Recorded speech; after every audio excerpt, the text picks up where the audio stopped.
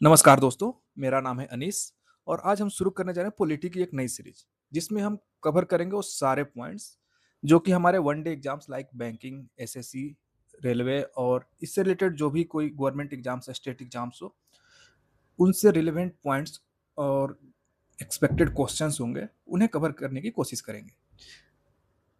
यहाँ मेरी पूरी कोशिश होगी कि जो आपको इन्फॉर्मेशन प्रोवाइड किया जाए टू द पॉइंट, कंसाइज और एग्जैक्टली एग्जाम रेलेवेंट हो। कोई भी अननेसेसरी जानकारी में ऐड करने की कोशिश नहीं करूंगा। तो देखिए, हमारा पहला लेक्चर है मेकिंग ऑफ द कॉन्स्टिट्यूशन। यहाँ दो चीजें हैं। पहला है मेकिंग, यानी संविधान बन कैसे रहा है, और दूसरा पार्ट है कॉन्स्टिट्यूशन, राइट। तो यहाँ मेकिंग ऑफ कॉन्स्टिट्यूशन से मतलब हुआ कि संविधान बनने का पूरा प्रोसेस और क्या स्ट्रक्चर फॉलो किया गया, उस पर हम चर्चा करेंगे, राइट। यहाँ पहला चीज है कॉन्स्टिट्यूशन, पहला वर्ड, राइट। तो कॉन्स्टिट्यूशन का मतलब होता है supreme law outlining government structure and powers. यहाँ पे देखिए बहुत दो तीन हाईलाइटिंग पॉइंट्स है। जैसे पहला चीज है सुप्रीम लॉ, नेक्स्ट है outlining government structure and powers. यानी supreme law outlining government structure and powers का मतलब हो गया कि एक ऐसा लॉ जो कि डिफाइन करता है कि हमारा गवर्नमेंट का स्ट्रक्चर कैसा है, गवर्नमेंट एग्जीक्यूटिव्स और उसके अंदर जो भी एडमिनिस्ट्रेटिव बॉडी है उनका क्या पावर्स होगा।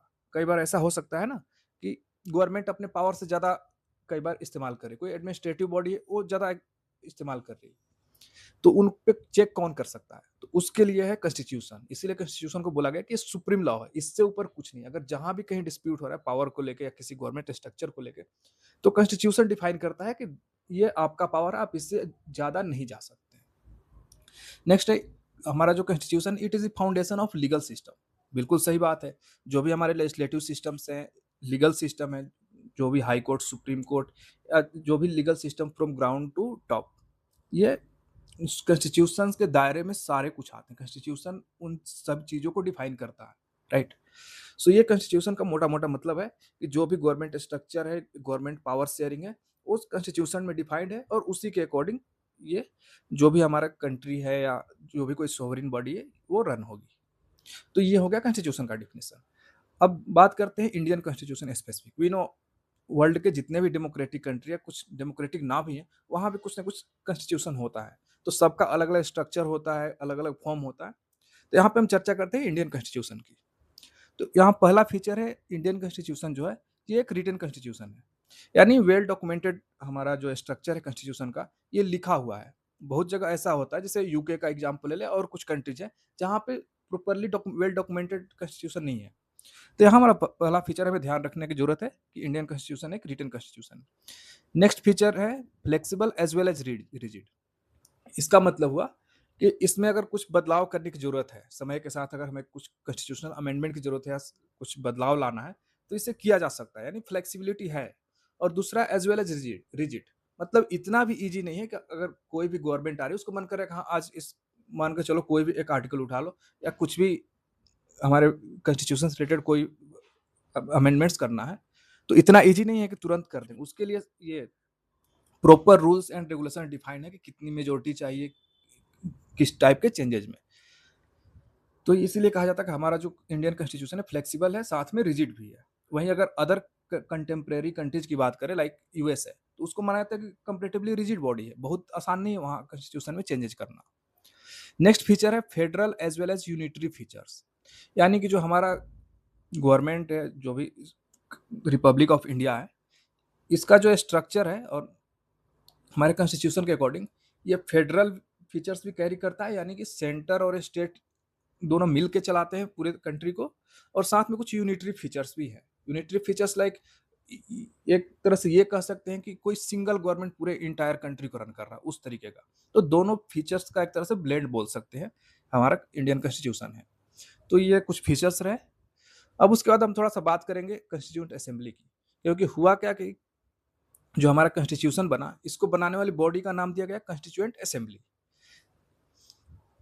अब कॉन्स्टिट्यूएंट असेंबली का जो बैकग्राउंड बोले या इसका फॉर्मेशन कैसे हुआ, ये प्लान आया कैसे, हाँ हम लोग एक कॉन्स्टिट्यूएंट असेंबली फॉर्म करेंगे जो कि कॉन्स्टिट्यूशन बनाने में मदद करेगी, राइट।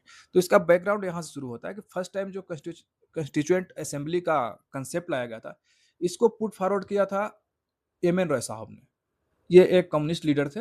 इन 1934 पहली बार इन्होंने प्रपोजल रखा कि जो भी लॉ बन रहे हैं, क्योंकि आपको पता होगा ड्यूरिंग ब्रिटिश पीरियड बहुत सारे charter acts, government of India acts introduce हो रहे थे।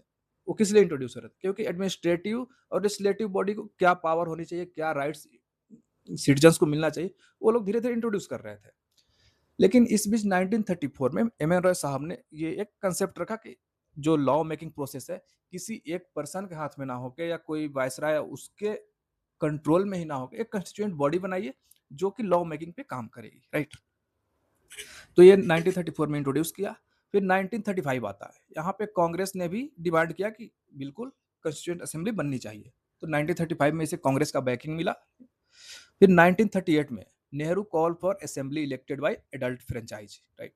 सो यहाँ पे नेहरू जी यानी जवाहरलाल नेहरू साहब ने ये कॉल दिया कि जो भी असेंबली बनने वाली है ये बनेगी एडल्ट फ्रेंचाइज के बेसिस पे, यानी कि हर किसी को उसमें रिप्रेजेंटेशन हो, काइंड ऑफ दैट। फिर आता है कि ये तो इंडियन की तरफ से प्रपोजल हो गए, ब्रिटिश का क्या रिस्पॉन्स रहा और किस तरह से डेवलपमेंट हुई। तो होता क्या है कि पहली बार जब ये सब आवाज उठ रही थी 1934 में, एम एन रॉय साहब ने इसका डिमांड रखा। फिर कांग्रेस और नेहरू साहब ने फिर इसे पुट फॉरवर्ड किया, राइट। तो इसमें ब्रिटिश रिस्पॉन्स क्या रहा कि पहली बार 1940s में हम लोग जानते हैं अगस्त ऑफर ब्रिटिश की तरफ से ऑफर किया गया था और उसमें डोमिनियन स्टेटस की बात की गई थी। तो इस ऑफर में पहली बार एक्सप्लिसिटली बोला गया कि हाँ ठीक है, we will work on the making of constituent assembly और जो भी रिलेटेड इनके क्वेरीज थे उस पर काम किया जाएगा। हालांकि ये ऑफर तो किया गया, लेकिन वी नो कि अगस्त ऑफर डिक्लाइन कर दिया गया था इंडियन नेशनल कांग्रेस और वी कहें तो यूं कहें तो जो इंडियन लीडर्स थे उस टाइम के, तो एक्सेप्ट कुछ बात बनी नहीं। तो यहाँ पे ये प्रपोजल ठंडे बस्ते में चला गया। फिर आता 1942 क्रिप्स प्रपोजल, भी ऑल नो गांधी जी के साथ रखा गया था इसको। तो क्रिप्स प्रपोजल में भी हुआ क्या कि जो भी कॉन्स्टिट्यूएंट असेंबली और लॉ मेकिंग प्रोसेस था इसे स्ट्रॉन्ग करने पे बात तो चली, लेकिन आगे चल के ये भी फेल हो गया और साथ में मुस्लिम लीग ने भी इसे रिजेक्ट किया था। तो इस पर भी कुछ खास बात नहीं बनी। फिर आता है 1946 और यहाँ पे आता है कैबिनेट मिशन प्लान जो कि प्रपोज करता है सिंगल कंस्टिट्यूएंट असेंबली। और वी ऑल नो कि कैबिनेट मिशन प्लान सक्सेस हुआ था। ये असेंबली बनाने का जो प्रोसेस है उसको मतलब ये बोले तो हरी झंडी दी गई थी कि हाँ आप प्रोसीड कर सकते हैं। तो जो हमारा आज ये कंस्टिट्यूएंट असेंबली बना वो एक तरह से ये बोले तो ये सी कैबिनेट मिशन प्लान का ही बोल सकते हैं बाई प्रोडक्ट है या उसी का एक रिजल्ट है हमारे सामने, राइट। फिर आता है हमारा जो कंस्टिट्यूएंट असेंबली बनी इसका फॉर्मेशन कैसे हुआ और कंपोजिशन थोड़ा देख लेते हैं फटाफट। तो अभी मैंने बताया कि 1946 में जो कैबिनेट मिशन बना था उसी का ये प्रोडक्ट है, वही चीज है। इसका टोटल स्ट्रेंथ कैबिनेट मिशन के अकॉर्डिंग 389 मेंबर्स का रखा गया था, जिसमें था कि 296 ब्रिटिश इंडिया से होंगे और 93 प्रिंसली स्टेट्स से। तो यहाँ पे ब्रिटिश इंडिया का मतलब हो गया कि जो डायरेक्टली ब्रिटिश रूल कर रहे थे, जिसमें स्टेट्स लाइक बिहार, बंगाल और उत्तर प्रदेश और उत्तराखंड का मिला के जो ये प्रोविंस था, मद्रास हो गए, इस टाइप के स्टेट्स हो गए। वहीं प्रिंसली स्टेट्स की बात करें तो ये हो गए जैसे मैसूर, हैदराबाद और बहुत सारे राजा महाराजा जो इंडिपेंडेंटली रूल कर रहे थे, वो हो गए प्रिंसली स्टेट्स। तो इस तरह से इनका स्ट्रेंथ का था। मेंबर का जो इलेक्शन था प्रोविंशियल असेंबली में जो था इनडायरेक्टली इलेक्ट हुए थे। और वहीं प्रिंसली स्टेट में क्या हुआ था कि राजा महाराजा और जो रूलर थे उनको ये पावर दी गई थी कि आप वहां से नॉमिनेट कर सकते हैं। तो इस तरह से ये इलेक्शन का बात हो गई। और जो सीट एलोकेशन हुआ था वो पॉपुलेशन एंड कम्युनिटी रिप्रेजेंटेशन के बेस्ट पे हुआ था। यानी जो भी ब्रिटिश प्रोविंस थे या प्रिंसली स्टेट था, पॉपुलेशन और कम्युनिटी रिप्रेजेंटेशन का ध्यान रखा गया था कि इस बेसिस पे सीट रिप्रेजेंटेशन हो। तो ये मोटा मोटी बैकग्राउंड हो गया कंस्टिट्यूएंट असेंबली का। अब थोड़ा सा बात करेंगे जो कंस्टिट्यूएंट असेंबली था इसका क्या क्या फीचर्स थे, थोड़ा यहाँ पे काफी शानदार तरीके से समराइज किया हुआ है। तो मैं बस थोड़ा फास्ट फास्ट में इसको बता के आगे बढ़ता हूँ, राइट। ये बात मैंने कर ली कब कंस्टिट्यूट हुआ था और ये प्रोडक्ट था कैबिनेट मिशन का, राइट। स्ट्रेंथ हमने बात कर ली 389, 296 from British province and 93 from princely states, ये भी चर्चा हो गई। ब्रिटिश इंडिया में 292 members from 11 governor province and 4 from cabinet commissioner province, यहाँ तक ठीक है। फिर आता है नेक्स्ट कॉम्पोजिशन। तो एज वी डिस्कस कि कॉम्पोजिशन था कि सारे कम्युनिटी को साथ लेके चलना है और प्लस में रिलीजियस एंगल को भी कैरी करना है। तो यहाँ पे कम्युनिटी में था कि Hindu, Muslim, Sikh, Parsi, Anglo Indians, Indian Christian and SC ST सबको साथ लेके चलना है, और साथ में ये भी था कि वोमेन फ्रॉम ऑल सेक्शन भी कंसिडर करना है। तो ये था इनका कॉम्पोजिशन। सीट एलोकेशन का बात करें तो इसको डिस्कस कर चुके हैं कि पॉपुलेशन और स्टेट का क्या साइज था, उस बेसिस पे किया गया था, राइट। वोटिंग मेथोडोलॉजी क्या था? तो जो ये ब्रिटिश प्रोविंसेस थे, इसमें था proportional representation of using single transferable vote, यानी जो आज के राज्यसभा का जो इलेक्शन का मोड होता है, ऑलमोस्ट वही मेथड यूज किया गया था। वही जो प्रिंसली स्टेट्स थे, उनमें जो स्टेट हेड थे, उन्हें नॉमिनेशन की पावर दी गई थी कि वो नॉमिनेट कर सकते हैं। तो ये हो गया वोटिंग मेथड। मेंबर्स मेंबर्स वही पार्सली इलेक्टेड और पार्सली नॉमिनेटेड, तो कुछ खास है नहीं। एक यहाँ पे कुछ हाईलाइटेड पॉइंट्स है। जैसा कि हम लोग जानते हैं, जो कॉन्स्टिट्यूएंट असेंबली बना, इसमें बहुत सारे नॉमिनेटेड लीडर्स थे, लाइक जवाहरलाल नेहरू, सरदार पटेल, भीमराव अंबेडकर और बहुत सारे। लेकिन महात्मा गांधी का कहीं चर्चा नहीं हुआ था। यानी जो पूरा प्रोसेस था, इसमें गांधी जी टोटल सेशन 11 हुए। इसका ड्यूरेशन ध्यान रखना, ड्यूरेशन बहुत जगह डायरेक्टली पूछे जाते हैं, like 2 years 11 month and 18 days। और एक्सपेंडिचर आई डोंट थिंक ये ज़्यादा इंपॉर्टेंट है, बस बस ध्यान रखना है।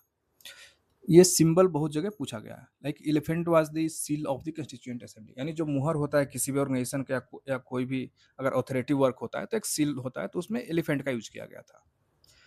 अब इसमें थोड़ा सा देखें तो जो सोवरिन बॉडी बनी, इसमें कौन कौन क्या फंक्शन परफॉर्म करे, तो उन पे थोड़ा चर्चा कर लेते हैं। तो जब जब ये 19 इंडिपेंडेंस एक्ट ऑफ 1947 पास हुआ, तो ये उस टाइम हमारा जो कंस्टिट्यूएंट असेंबली था, ये 2 टाइप से फंक्शन कर रहा था। First legislative assembly, legislative body and constituent body. यानी कि लेजिस्लेटिव बॉडी का मतलब हुआ कि ये उस तरीके से भी एक्ट कर रहा था कि जो भी करंट में रूल्स रेगुलेशंस और जो कानून बनने हैं, उस पर वर्क करेंगे, और उसको चेयर कर रहे थे कौन? जीवी मावलंकर साहब। और वहीं कंस्टिट्यूएंट बॉडी की बात करें, जो कि स्पेसिफिक यूं कहे तो संविधान बनाने की प्रक्रिया में काम कर रहा था, उससे चेयर करते डॉक्टर राजेंद्र प्रसाद। तो ये कई बार पूछा जाता है कि इन दैट टाइम जब कॉन्स्टिट्यूशन मेकिंग चल रहा था, तो उस टाइम लेजिस्लेटिव बॉडी के हेड कौन कर रहे थे, कॉन्स्टिट्यूएंट बॉडी को हेड कौन कर रहे थे, राइट। ओके, नेक्स्ट आगे बढ़ते हैं। हाँ, अब बात करेंगे थोड़ी कमिटीज के बारे में कि जो पूरा इतना बड़ा कॉन्स्टिट्यूशन, वास्ट कॉन्स्टिट्यूशन डेवलप हो रहा था, तो इसको अलग अलग कमिटीज में बांट दिया गया और अलग अलग लोगों को रिस्पॉन्सिबिलिटी दी गई कि आप इसको हेड करेंगे और इसकी पूरी कार्यवाही को देखेंगे कैसे प्रोसीड करना है। तो इसमें जवाहरलाल नेहरू साहब थे, इनको दिया गया था यूनियन पावर्स कमेटी, जो कि सेंटर से रिलेटेड बहुत सारे जो भी मुद्दे थे, उन पे चर्चा कर रहा था। फिर नेक्स्ट था यूनियन कॉन्स्टिट्यूशन कमेटी, यानी सेंटर से रिलेटेड जो भी कॉन्स्टिट्यूशन मेकिंग का प्रोसेस चल रहा था, उसको भी हेड कर रहे थे जवाहरलाल नेहरू साहब। नेक्स्ट था states committee, committee negotiating with states, तो इसे भी हेड खुद जवाहरलाल नेहरू कर रहे थे। तो ये 3 मेजर कमेटी थी जिसे नेहरू साहब को मिला था। नेक्स्ट आता है प्रोविंशियल कॉन्स्टिट्यूशन कमेटी, यानी जो प्रोविंसेस थे उनका कॉन्स्टिट्यूशन, और मतलब जैसा कि हम डिस्कस कर रहे हैं कि कॉन्स्टिट्यूशन किस टाइप का होगा, क्या नेचर होगा और क्या क्या पावर्स वगैरह होंगे, उस पे जो वर्क हो रहा था उससे लीड कर रहे थे सरदार पटेल। अगेन एक और कमेटी थी, advisory committee on fundamental rights, minorities and tribal areas, यानी जो fundamental rights, minorities and tribal areas थे, ये ये मतलब कंपेरेटिवली बहुत ब्रॉड यूं कहे तो एक तरह से कमेटी थी, इसे लीड कर रहे थे सरदार पटेल साहब।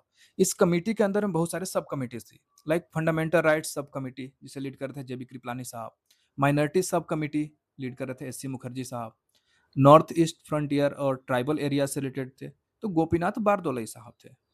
उसके अलावा देखें तो excluded and partially excluded areas, ये कमेटी थी, इससे हेड कर रहे थे AB ठक्कर साहब। और north west frontier tribal area sub committee. तो ये जो मेजर कमेटी थी, advisory committee on fundamental rights, इसके विद इन में जो कुछ सब कमिटीज थी, उन्हें ये पर्सनालिटीज लीड कर रहे थे। तो बस आपको ये चीज ध्यान रखनी है, क्योंकि एग्जाम में डायरेक्टली वन लाइनर में डालता है कि या तो इसे मैच द फॉलोइंग करके कुछ दे देगा, या फिर डायरेक्टली कमिटीज और कौन लीड कर रहे थे उस टाइप से। अगेन एक और मेजर कमिटी ड्राफ्टिंग कमिटी, जिसे लीड कर रहे थे doctor BR Ambedkar. Next are rules of procedure committee and steering committee, in 2 committees को लीड कर रहे थे डॉक्टर राजेंद्र प्रसाद।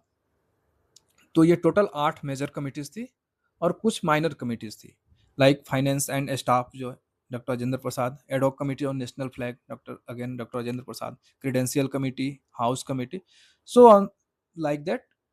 इतने सारी माइनॉरिटीज कमिटी थी, यानी माइनर कमिटीज थी। तो आप लोग बस इसे ध्यान रखिएगा। आगे बढ़ते हैं। अब थोड़ा सा एक पूरा क्रोनोलॉजी देख लेते हैं कि जो कॉन्स्टिट्यूएंट असेंबली का मेकिंग और पूरा डेवलपमेंट प्रोसेस था, इनका क्या क्रोनोलॉजी क्या था। एग्जाम में कई बार डेट्स पूछ देते हैं, अरेंज करने को पूछ देते हैं, तो दैट वुड बी बेटर अगर हम इसे थोरोली देख लें।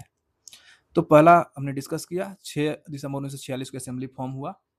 फर्स्ट सिटिंग हुआ था 9 ऑफ दिसंबर 1946 को, और जो फर्स्ट सीटिंग था उसमें मुस्लिम लीग ने बायकॉट किया था। इस चीज को ध्यान रखना कि मुस्लिम लीग फर्स्ट सेशन को अटेंड नहीं किया था। और जो फर्स्ट जो सीटिंग थी उसको टेम्पोरली लीड कर रहे थे, यूं कहे तो चेयरमैन थे डॉक्टर सच्चिदानंद सिन्हा साहब। और जो परमानेंट मेंबर बनाया गया, प्रेसिडेंट एक तरह से बोले, तो 11 दिसंबर 1946 को डॉक्टर राजेंद्र प्रसाद साहब को बनाया गया था।